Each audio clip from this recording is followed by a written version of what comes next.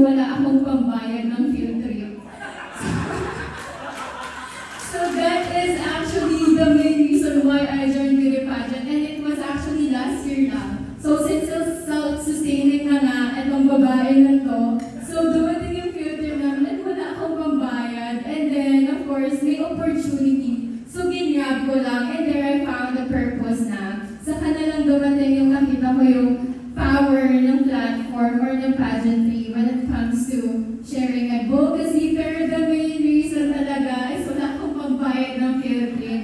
But then of course, aside from that, na wala akong pambayad ng field trip is I have an inspiring mom. I hope she's watching the live right now. Hello, Mommy. I know that nanonood ka ngayon, and she's actually one of the main reasons din bakit ako nandito, because she always remind me na walang kwenta yung ganda mo kung hindi mo gagamitin with purpose. And in pageantry, joining Binibining Rizal and Miss Philippines are there, I found my purpose, especially when even on the shared moments with my pageant sisters